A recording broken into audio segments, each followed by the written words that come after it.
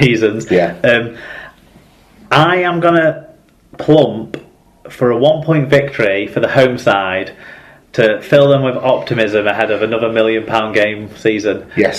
So I think Wakefield will win 23 points to 22 in a nail-biter. Yes. That should have been on TV.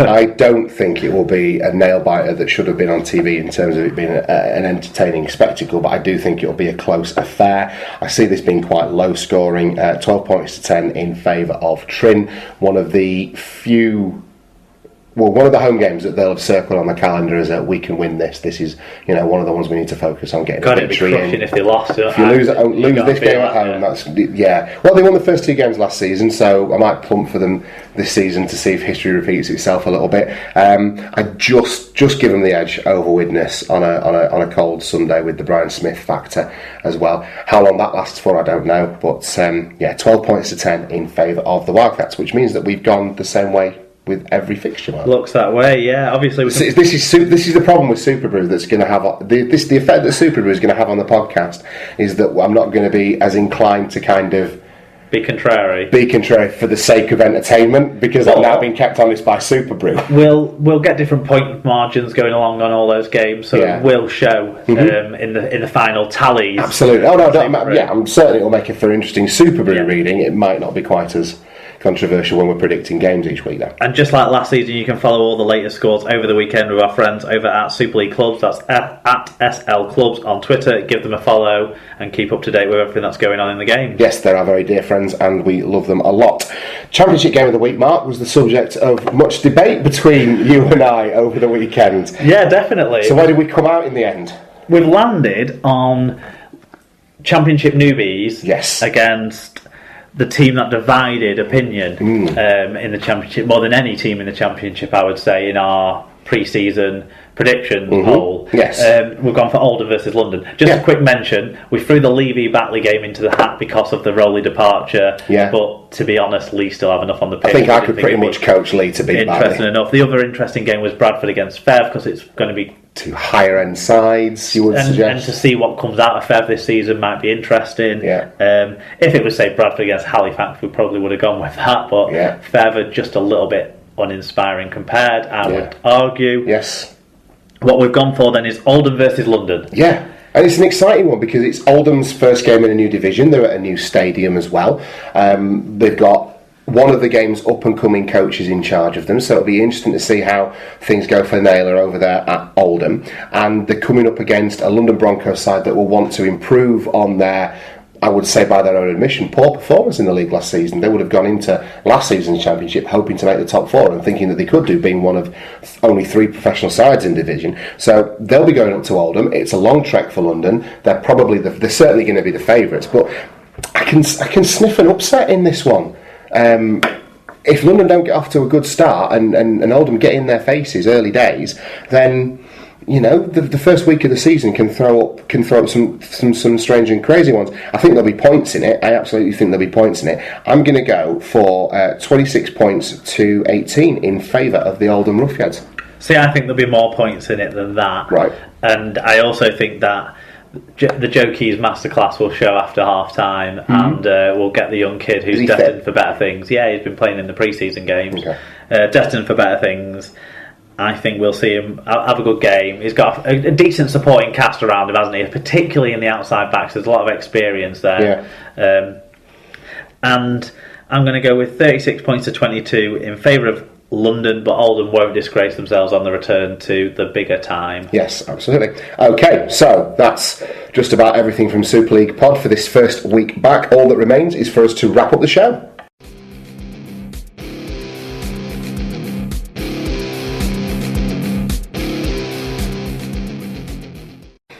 There you go. Yeah. It's like slipping on an old pair of slippers, isn't it now? We're in the groove, apart from a little brain fart in the middle. Well, we had a big news this week. I think we covered a lot of stories and covered them in our own sort of usual inimitable fashion. And now we're really just it was the latter end of it that was like the old days. Yeah, I enjoyed running through the predictions. We did them in the old style, and definitely felt like the groove is back. It's great to be back, and hopefully our listeners have felt the same way. In the same way that we've had kind of a traditional half hour, a Super League pod traditional half hour with our predictions, time for something new that we're going to bring out for this year, which is SLP Recommends. Something that you came up with, Mark, so why don't you introduce it?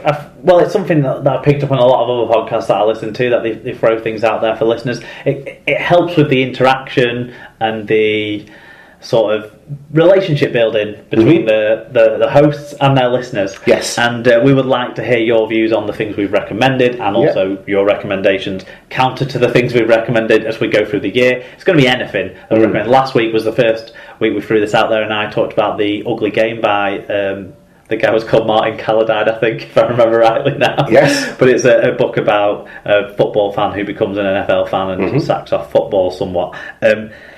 That was a flavour of it, but this week we're back with recommendations each.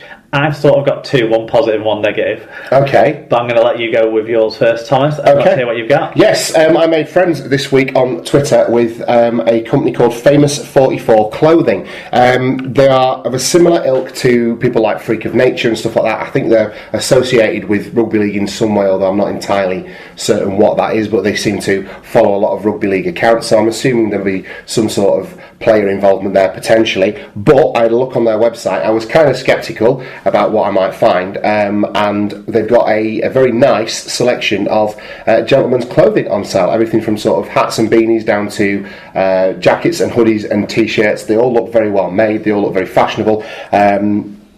So yeah, I was quite keen to promote something new and independent, because that's something we're quite staunch about being as a podcast. So if you're interested in getting on board with them and taking a look, you can go to www.famous44clothing.co.uk, or you can follow them on Twitter. It's a bit of a complicated Twitter handle, God bless them, but they are at famous, all lowercase, 44 the number, clothy, CLOTHI 1, the number 1. Okay, so at famous 44 clothy 1 on Twitter. Presuming they couldn't quite fit clothing on the end of there, they must have run out of a certain limit of characters. But I've been in touch with the lads today and let them know that we're going to give them a bit of a plug on the show. So hopefully you guys can take a quick look at some of the stuff they've got on offer as they hawk their wares to the wider world and send some business their way.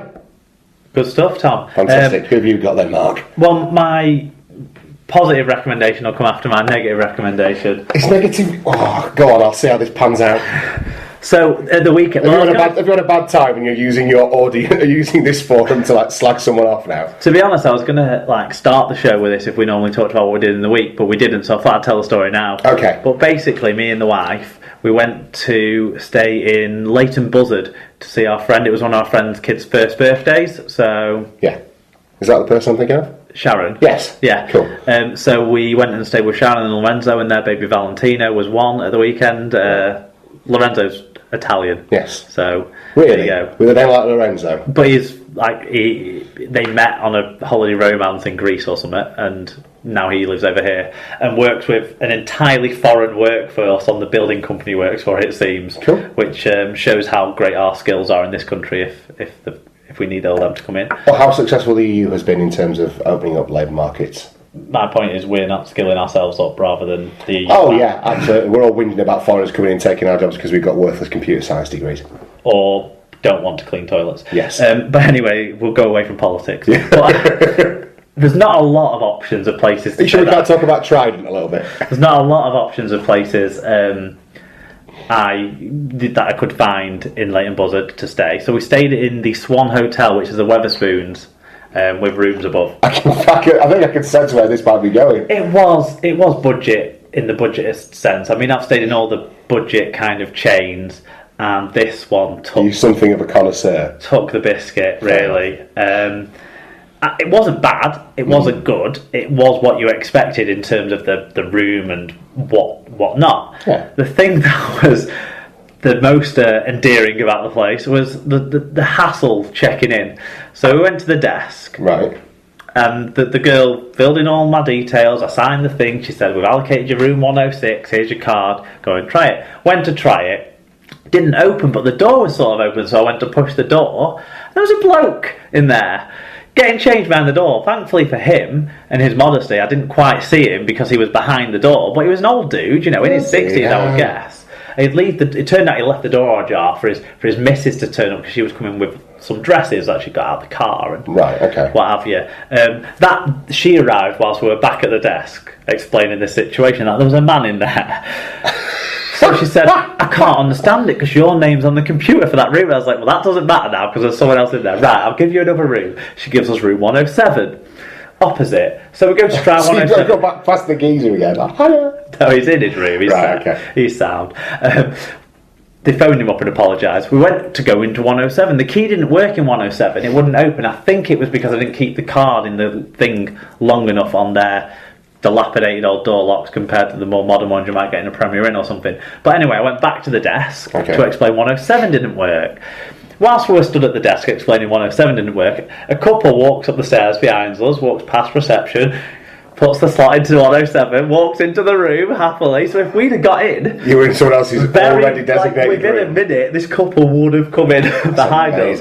Finally, third time lucky, after phoning another girl to come up and help and get it all smoothed over, we ended up in room 108. Okay. So we got a room. The room was fine. Unless it wasn't room 101. It was okay. Yeah. It was what you expect from a Wetherspoons hotel. But the experience of checking in was something else. Okay. I want to know if anyone else has any similar stories walking in on people in hotel rooms unexpectedly. Good Lord.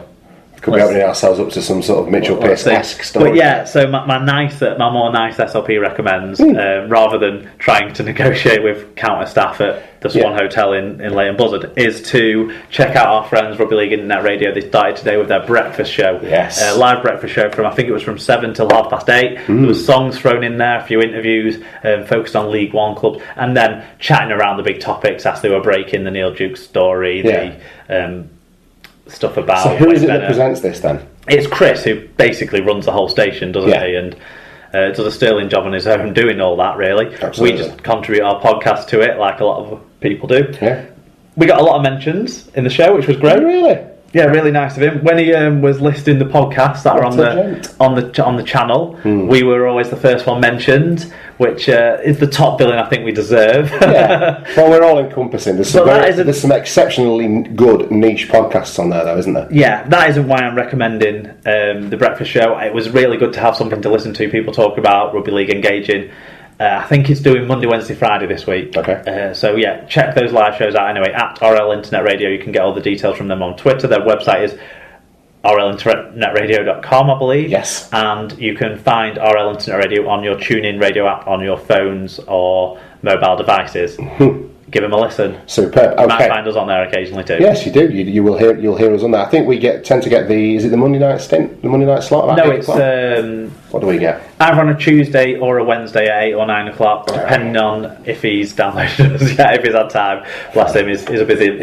He is a busy man. Yes. He's doing a great job. Yes, and he's monetised the station, but in terms of making money for charity as well, hasn't he? Which is important to point out. So there is a little donation button you can click on. Yeah, on the you can website. donate to the channel as well to support that, but he doesn't actively seek that out. He's written a book that you can buy as well about his aspirations, his dreams to become a rugby league player that ultimately weren't realised, but it's a book about his basically childhood loving rugby league, getting into it, how he became a Batley fan, how he became a Hull FC fan, that sort of stuff, I believe. I've not read the whole book yet, I've seen parts of it, but you can get that I think for 99p on Amazon, on Kindle, or £2 if you want the hard copy, and all the profits go to his charities as well as donating through the website. His charities, he's added Rugby League Cares to the fold, but money primarily is going towards Prostate Cancer UK and the Steve Prescott Foundation. Fantastic. All charities that we couldn't be more Rugby League if he tried, could he? Yeah, so he's doing a good job. Yeah, I can heartily recommend that, and personally we can say a big thank you to Chris for the support that he's given the podcast and the exposure that he's given it as well. Yeah, definitely. In his work on RL Internet. I mean, we're basically up there alongside Steve Mascott, who's a professional rugby league journalist who broadcasts his podcast on the same radio station, and that makes us feel great that we've been able to have that all. Heady company to be in, so thank you, Chris. Yeah, absolutely. Okay, coming up on next week's show, it's going to be back to business as usual, isn't it? We're going to have your news and your feedback. So if you want to give us feedback, how can the nice people get in touch with us, Mark? Well, for feedback on the show, general chatting on the news stories and on the recommendations we made and all of that sort of stuff, get in touch with us at Super League Pod on Twitter, facebook.com/Super League Pod. I did it right. That's amazing. Man. If you want to get us on Facebook. It's only taken us 2 years. We've had a few more likes on there, but we'd love to see more of you getting involved on